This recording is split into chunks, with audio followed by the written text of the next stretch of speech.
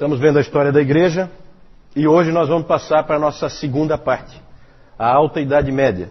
Aqui tem um detalhe, tá, gente? No Brasil é chamado Alta Idade Média porque os historiadores no Brasil seguem a escola francesa.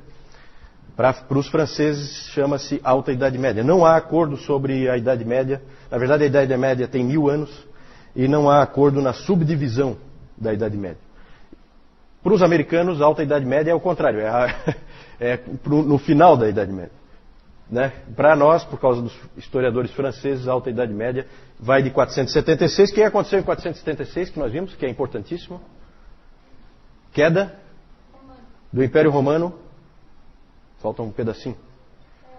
Do Ocidente, isso mesmo. Queda do Império Romano do Ocidente, certo? Ali é o fim da Idade Antiga, início da Idade Média, na história, mesmo na história secular. A Alta Idade Média nós vamos passar muito rapidamente. Nós vamos falar então de mais 500 anos de uma maneira muito rápida, porque não tem muito detalhe para a gente entrar. Aqui a gente vai passar bem mais rápido do que nos primeiros 500 anos. Depois, no terceiro grupo de 500 anos, nós vamos com um pouquinho mais de atenção. E nos últimos, aí a gente tem que ser bem mais detalhista, né? Hoje é o nosso quarto encontro, não é? Hoje nós chegamos à metade, certo? Então vamos ver se a gente consegue manter o nosso ritmo. Pouca coisa aí, ó. Primeiro nós vamos dar um passar de olhos por todos os 500 anos, o que aconteceu. É esse primeiro item, Alta Idade Média, mais 500 anos. Depois vamos falar da expansão da igreja cristã. Depois conhecimento e teologia, vamos ver em que pé que está a teologia nesse período. E por último temos que falar da ortodoxia oriental, a igreja ortodoxa oriental. Certo? Vamos começar então falando da Alta Idade Média, mais 500 anos. Vamos nos posicionar historicamente. No domingo anterior, no nosso último encontro, nós terminamos vendo um monte de figuras sobre os bárbaros invadindo o Império Romano. Cada vez um novo grupo de bárbaros invadindo, e eles vão aos poucos minando o Império Romano do Ocidente, e ele então desaparece. Acaba caindo a própria cidade de Roma, e aí o Império Romano do Ocidente desaparece. Resta o Império Romano do Oriente, também chamado Império Bizantino, exatamente. A Idade Média são 1000 anos, como eu disse antes. Muitas vezes é chamada de Era das Trevas, né? É claro que quem vivia na Idade Média não sabia que estava vivendo na Idade Média. Isso aí é uma classificação que vem depois dos historiadores. Por que média? Porque ela fica entre o período clássico e a modernidade.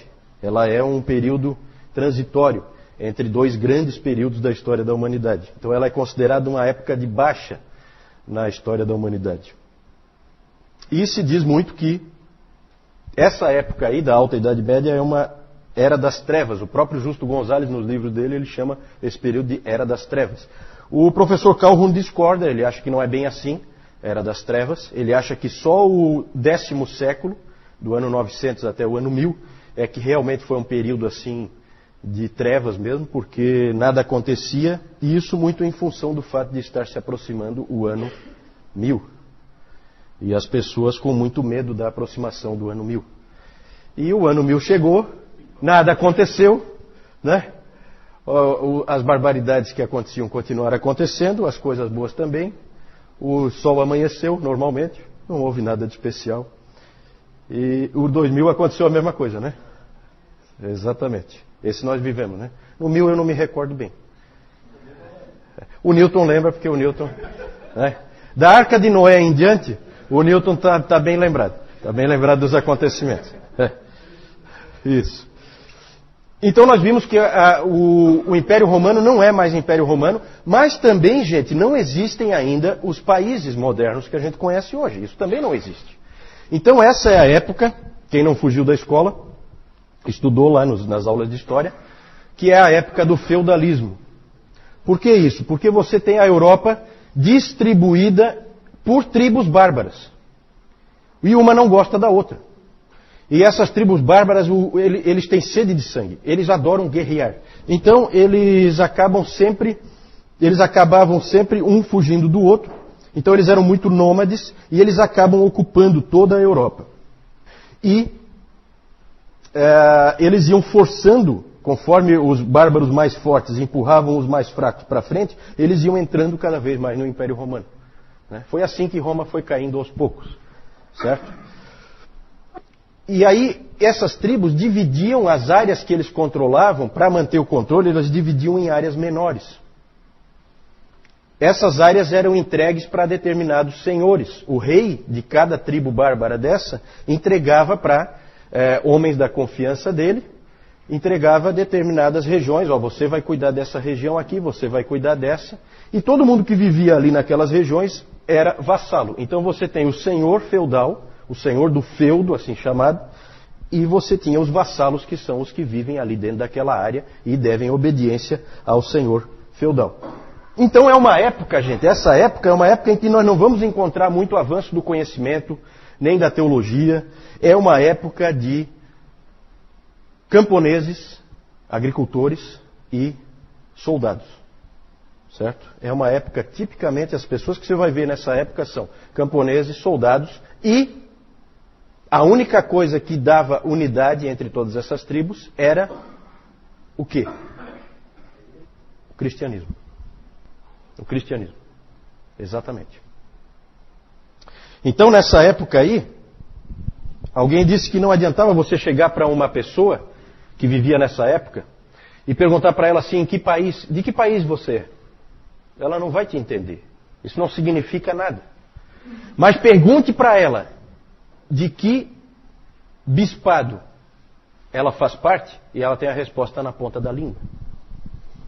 Então vejam a unidade que vem do fato da igreja estar presente no meio de todos esses povos bárbaros. Todos não, né? Os que estavam dentro do Império Romano, esses estavam sob a influência também da igreja católica romana. Nesse período nós já podemos falar em igreja católica romana, tá? A gente evitou de falar anteriormente da igreja católica romana, mas eu mostrei para vocês no nosso último encontro, no final eu mostrei um papa, que esse é o papa que é mais ou menos o marco do início da igreja católica romana, que é o papa, alguém lembra? Leão I, exatamente, Leão I. Esse Papa aí foi quem primeiro, foi ele que fez uma coisa interessante, que é o que até eu acho que foi a Adriana que me perguntou, pena que ela não está aí. Foi esse Papa que que teve a ideia de pegar Mateus 16, versículos 18 e 19. Alguém abre para mim aí, por favor? Vou colocar uma voz bonita aqui para falar. Também. A tua com certeza não. Falei voz bonita. Né? Mateus 16. Também eu te digo que tu és Pedro, e sobre esta pedra edificarei a minha igreja, e as portas do inferno não prevalecerão contra ela. Dar-te-ei as chaves do reino dos céus. O que ligares na terra terá sido ligado nos céus, e o que desligares na terra terá sido desligado nos céus. Todo mundo lembra desse texto, né? Como diria o Newton, todo mundo conhece esse texto. Todo mundo. Então esse texto, vejam que vocês lembram desse texto. Só que esse Papa Leão I teve a ideia de pegar esse texto e trazer autoridade para ele baseado nesse texto bíblico. Certo? Porque aí ele diz que as chaves do reino estão com Pedro e que a igreja é construída em cima de Pedro, o que num primeiro momento não resolve nada. Só que aí ele diz que Pedro foi o primeiro bispo da igreja de Roma. E que ele, pela sucessão apostólica, foi passando a autoridade e a chave para cada um dos bispos de Roma. Certo? Tudo isso aí não está no texto, né? Todos esses adendos aí, para construir a interpretação, evidentemente são ideias do Leão I, extremamente úteis essas ideias para a força do papado e para a força da igreja romana. Exatamente. A ideia da sucessão apostólica, que nós vimos já em outro momento, né? Ele vai pegar essas pecinhas e construir um esquema usando uma base bíblica que vale até hoje, vocês sabem disso. Está sendo usado até hoje, isso aí está em vigor, né? Para a igreja católica romana. Esse então foi um grande papa para o catolicismo romano. O outro grande papa do catolicismo romano nesse período foi Gregório o Grande. Esse aí é o papa missionário. Foi ele que, depois de Paulo, nós podemos dizer que ele é o primeiro grande estrategista missionário. Ele realmente traçou nos mapas onde ele queria mandar missionários, quem ele queria conquistar. A expansão da igreja cristã que vem depois se deve muito a esse homem aí, Gregório o Grande. Gregório I. Depois nós vamos falar um pouquinho mais dele. Foi ele que mandou Agostinho de Cantuária para a Inglaterra. Nós vamos falar também de Agostinho de Cantuária. Não confunda com o outro Agostinho, Agostinho de Hipona, certo? É só o mesmo nome, mas não é a mesma pessoa. Aqui é em outro período. Nesse período, Roma era um grande centro do cristianismo. Qual era o outro grande centro? Constantinopla. Constantinopla é o outro grande centro do cristianismo. No Oriente, aí nós estávamos falando da Igreja Oriental, vamos falar um pouquinho da Igreja Oriental. Na Igreja Oriental, a ênfase não é tanto no poder dos papas, mas muito mais no poder dos imperadores. Lembrem-se que lá ainda existe o Império Bizantino, o Império Romano do Oriente. E o imperador tem uma influência muito grande sobre a Igreja. E um desses grandes imperadores desse período foi um imperador do VI século, que foi o Justiniano. Justiniano foi um dos grandes imperadores do Império Bizantino. Sempre que se fala do Império Bizantino, esse é o imperador que é lembrado, Justiniano.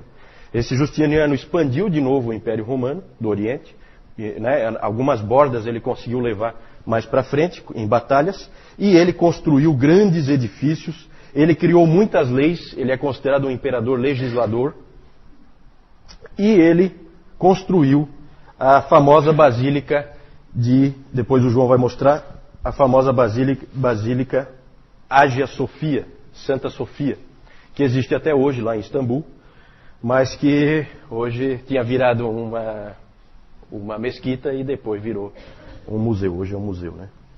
Até onde eu sei. Essa igreja foi consagrada no ano 537 e era a maior igreja do mundo na época, certo? Inclusive se diz que Justiniano, isso é interessante, quando Justiniano entrou, quando ela ficou pronta e ele entrou então, e viu tudo pronto dentro, como ela estava, aí ele exclamou: ó Salomão, eu te superei. O cara não é fraco. Esses 500 anos, gente, foi uma época de expansão da igreja, expansão geográfica. Nós vamos ver daqui a pouco. Um dos nossos itens é sobre a expansão do cristianismo.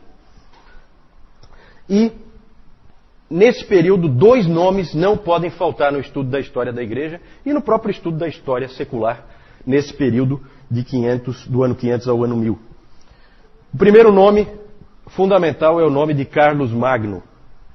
Já ouviram falar, né? Carlos Magno. Carlos Magno foi o primeiro grande líder político da Nova Europa. Ele foi coroado no dia de Natal do ano 800. Ano 800, que século é? Isso aí é pegadinha, né? 7? Tem certeza? 8? Século? 8. 8, né? É o último ano do século 8, concorda?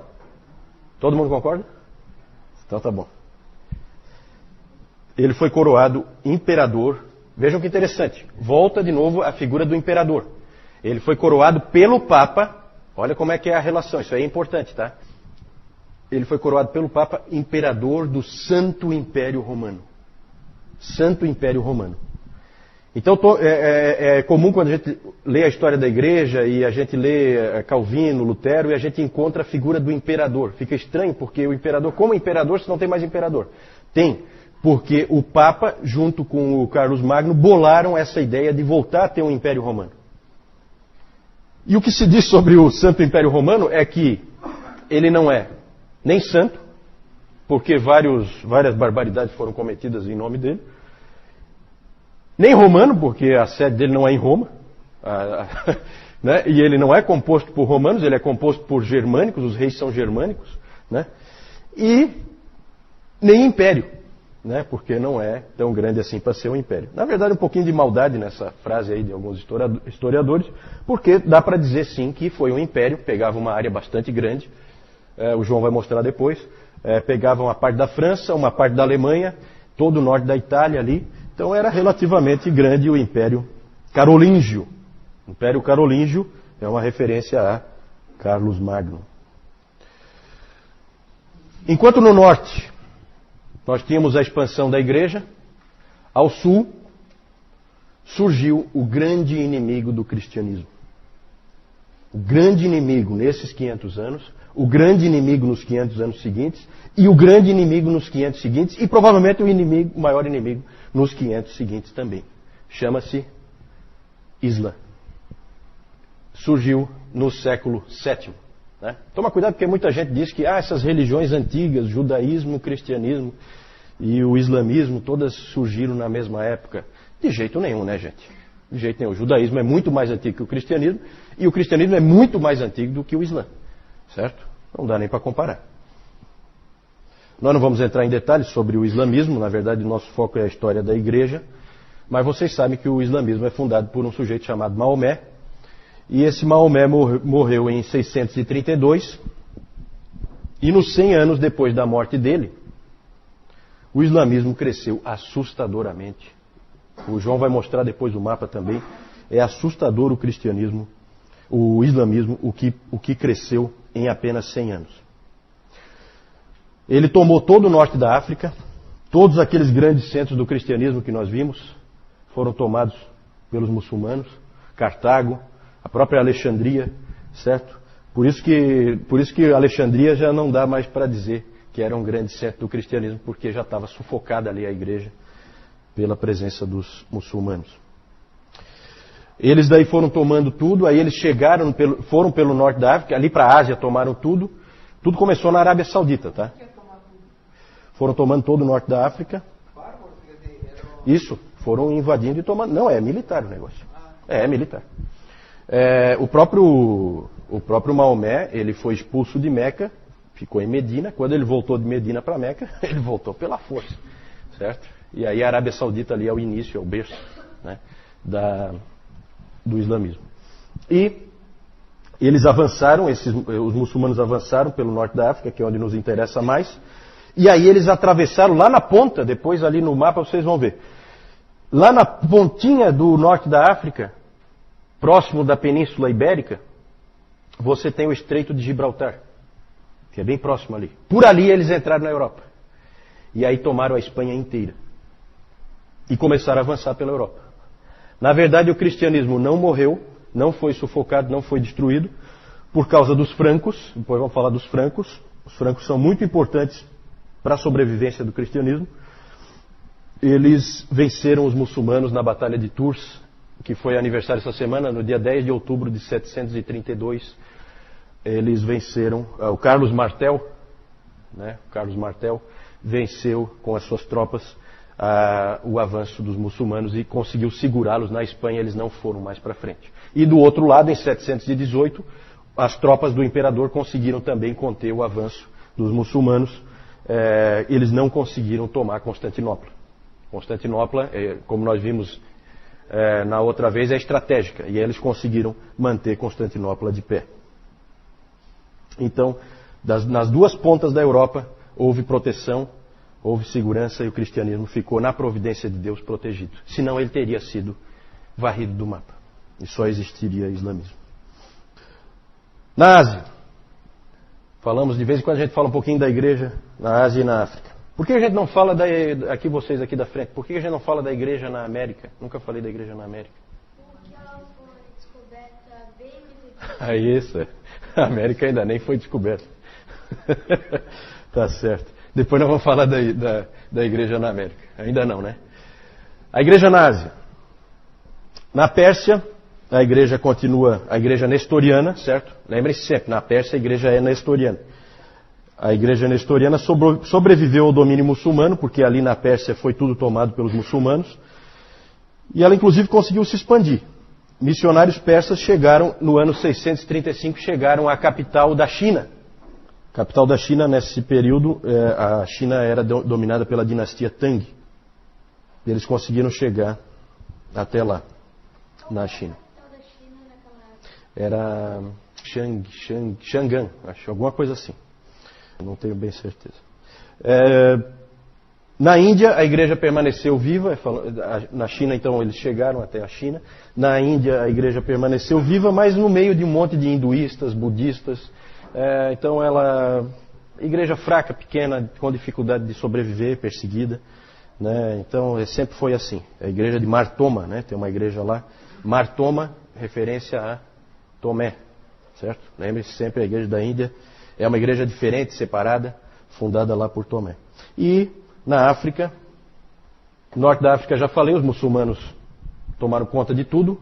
A igreja conseguiu sobreviver no Egito, a igreja copta.